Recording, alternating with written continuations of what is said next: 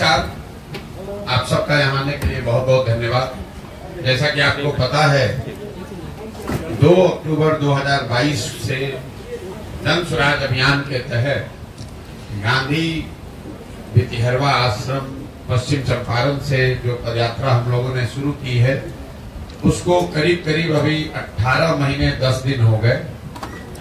इन 18 महीनों में पश्चिम चंपारण से चल के पूर्वी चंपारण, शिवहर, गोपालगंज, सिवान, छपरा, वैशाली, समस्तीपुर, मुजफ्फरपुर, सीतामढ़ी, मधुबनी, दरभंगा, बेगूसराय, खगड़िया होते हुए हम लोग सहरसा आपके जिले में आए हैं।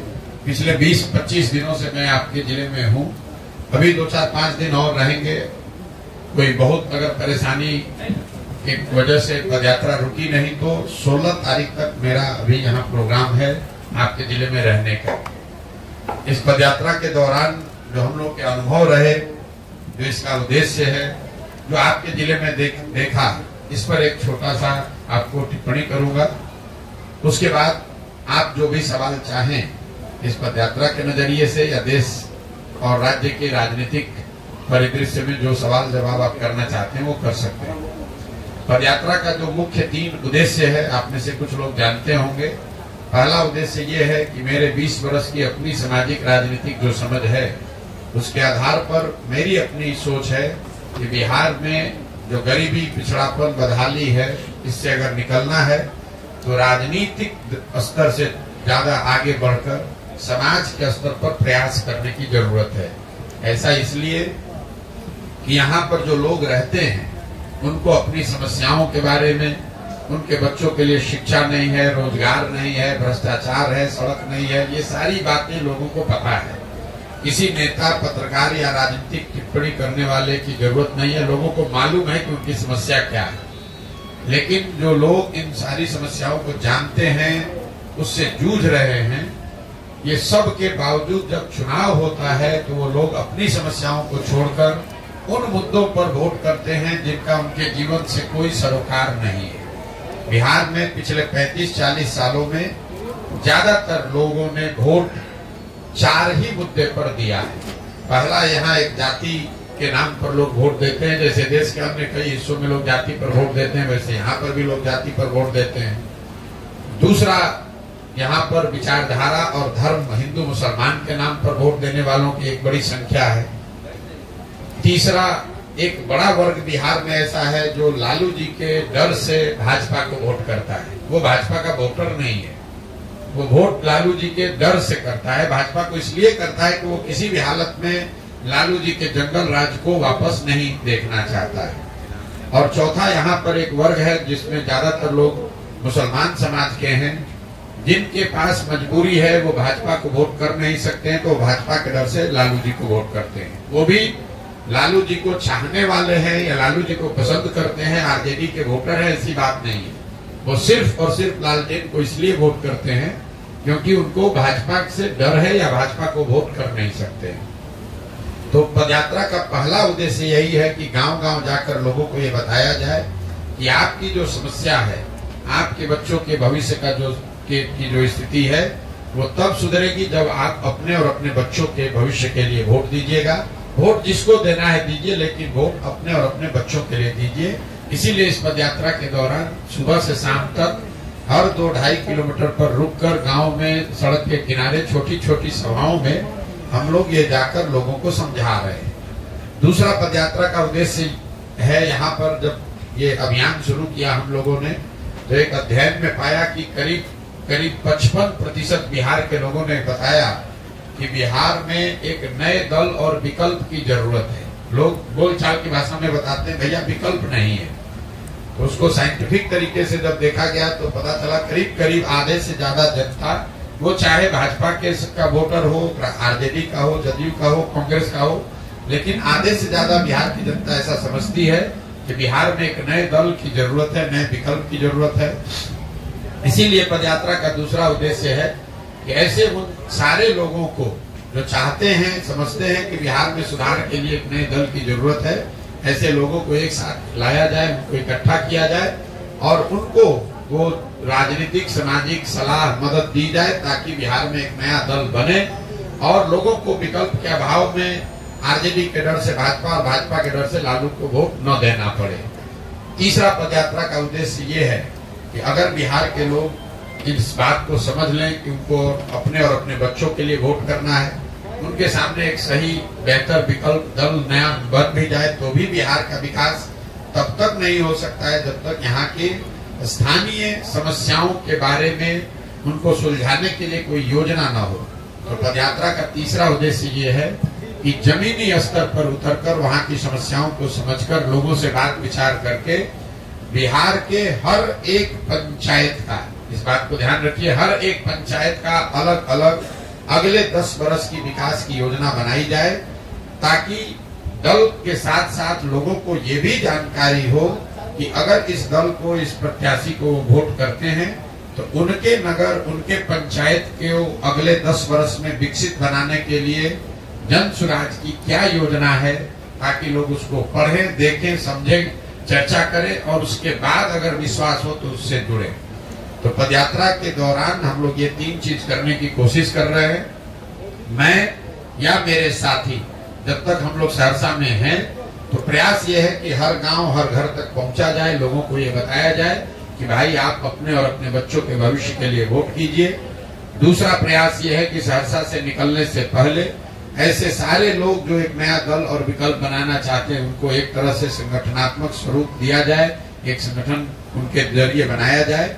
और तीसरा, सहरसा के हर नगर, हर पंचायत क्षेत्र के अगले 10 वर्ष के विकास की योजना बनाई जाए। इन 3 उद्देश्यों को लेकर चले हैं और अभी तक जो हमने देखा, समझा, अनुभव किया, उस पर जो आप सवाल करना चाहते हैं वो आप सवाल कर सकते हैं। बहुत बहुत धन्यवाद। आपने अभी लंबे समय से जो यात्रा करेंगे, कोई बहुत अगर परेशानी की वजह से पदयात्रा रुकी नहीं तो 16 तारीख तक मेरा अभी यहाँ प्रोग्राम है आपके जिले में रहने का। इस पदयात्रा के दौरान जो हम लोग के अनुभव रहे, जो इसका उद्देश्य है, जो आपके जिले में देखा, इस पर एक छोटा सा आपको टिप्पणी करूंगा। उसके बाद आप जो भी सवाल चाहें इस पदयात्रा के नजरिए से या देश और राज्य के राजनीतिक परिदृश्य में जो सवाल जवाब आप करना चाहते हैं वो कर सकते हैं। पदयात्रा का जो मुख्य 3 उद्देश्य है, आप में से कुछ लोग जानते होंगे। पहला उद्देश्य ये है कि मेरे 20 वर्ष की अपनी सामाजिक राजनीतिक जो समझ है उसके आधार पर मेरी अपनी सोच है कि बिहार में जो गरीबी, पिछड़ापन, बदहाली है, इससे अगर निकलना है तो राजनीतिक स्तर से ज्यादा आगे बढ़कर समाज के स्तर पर प्रयास करने की जरूरत है। ऐसा इसलिए कि यहाँ पर जो लोग रहते हैं उनको अपनी समस्याओं के बारे में, उनके बच्चों के लिए शिक्षा नहीं है, रोजगार नहीं है, भ्रष्टाचार है, सड़क नहीं है, ये सारी बातें लोगों को पता है। किसी नेता, पत्रकार या राजनीतिक टिप्पणी करने वाले की जरूरत नहीं है, लोगों को मालूम है कि उनकी समस्या क्या है। लेकिन जो लोग इन सारी समस्याओं को जानते हैं, उससे जूझ रहे हैं, ये सब के बावजूद जब चुनाव होता है तो वो लोग अपनी समस्याओं को छोड़कर उन मुद्दों पर वोट करते हैं जिनका उनके जीवन से कोई सरोकार नहीं है। बिहार में पिछले 35-40 सालों में ज्यादातर लोगों ने वोट 4 ही मुद्दे पर दिया है। पहला, यहाँ एक जाति के नाम पर लोग वोट देते हैं, जैसे देश के अन्य कई हिस्सों में लोग जाति पर वोट देते हैं, वैसे यहाँ पर भी लोग जाति पर वोट देते हैं। दूसरा, यहाँ पर विचारधारा और धर्म, हिंदू मुसलमान के नाम पर वोट देने वालों की एक बड़ी संख्या है। तीसरा, एक बड़ा वर्ग बिहार में ऐसा है जो लालू जी के डर से भाजपा को वोट करता है। वो भाजपा का वोटर नहीं है, वो वोट लालू जी के डर से करता है। भाजपा को इसलिए करता है कि वो किसी भी हालत में लालू जी के जंगल राज को वापस नहीं देखना चाहता है। और चौथा, यहाँ पर एक वर्ग है जिसमें ज्यादातर लोग मुसलमान समाज के हैं, जिनके पास मजबूरी है, वो भाजपा को वोट कर नहीं सकते हैं, तो भाजपा के डर से लालू जी को वोट करते हैं। वो भी लालू जी को चाहने वाले हैं या लालू जी को पसंद करते हैं, आरजेडी के वोटर है, ऐसी बात नहीं है। वो सिर्फ और सिर्फ लालटेन को इसलिए वोट करते हैं क्योंकि उनको भाजपा से डर है या भाजपा को वोट कर नहीं सकते। तो पदयात्रा का पहला उद्देश्य यही है कि गांव-गांव जाकर लोगों को ये बताया जाए कि आपकी जो समस्या है, आपके बच्चों के भविष्य का की जो स्थिति है, वो तब सुधरेगी जब आप अपने और अपने बच्चों के भविष्य के लिए वोट दीजिएगा। वोट जिसको देना है दीजिए, लेकिन वोट अपने और अपने बच्चों के लिए दीजिए। इसीलिए इस पदयात्रा के दौरान सुबह से शाम तक हर 2-2.5 किलोमीटर पर रुककर गांव में, सड़क के किनारे छोटी छोटी सभाओं में हम लोग ये जाकर लोगों को समझा रहे हैं।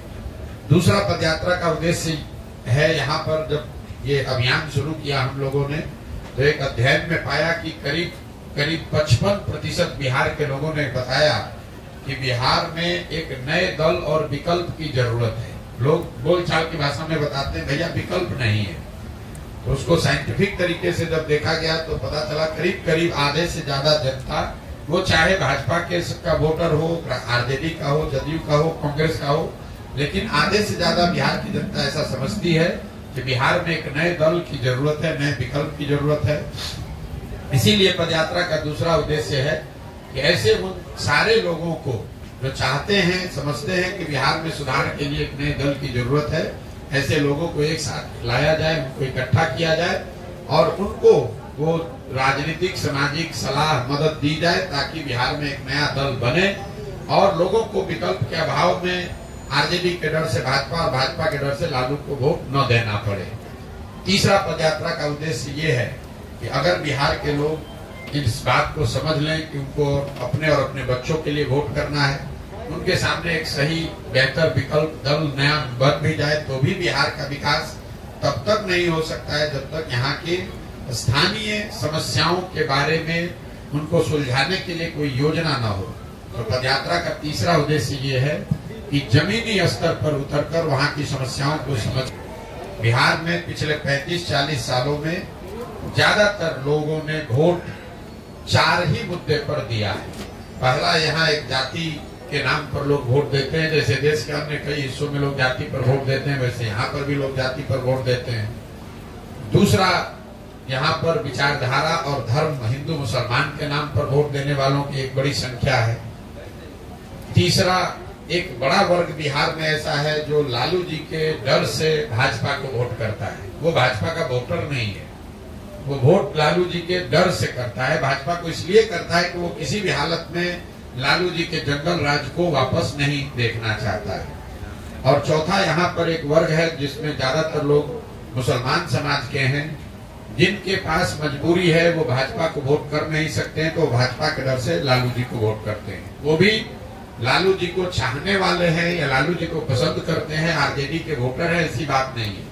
वो सिर्फ और सिर्फ लालटेन को इसलिए वोट करते हैं क्योंकि उनको भाजपा से डर है या भाजपा को वोट कर नहीं सकते। तो पदयात्रा का पहला उद्देश्य यही है कि गांव-गांव जाकर लोगों को ये बताया जाए कि आपकी जो समस्या है, आपके बच्चों के भविष्य का की जो स्थिति है, वो तब सुधरेगी जब आप अपने और अपने बच्चों के भविष्य के लिए वोट दीजिएगा। वोट जिसको देना है दीजिए, लेकिन वोट अपने और अपने बच्चों के लिए दीजिए। इसीलिए इस पदयात्रा के दौरान सुबह से शाम तक हर 2-2.5 किलोमीटर पर रुककर गांव में, सड़क के किनारे छोटी छोटी सभाओं में हम लोग ये जाकर लोगों को समझा रहे हैं। दूसरा पदयात्रा का उद्देश्य है, यहाँ पर जब ये अभियान शुरू किया हम लोगों ने, तो एक अध्ययन में पाया कि करीब 55% बिहार के लोगों ने बताया कि बिहार में एक नए दल और विकल्प की जरूरत है। लोग बोलचाल की भाषा में बताते हैं भैया विकल्प नहीं है।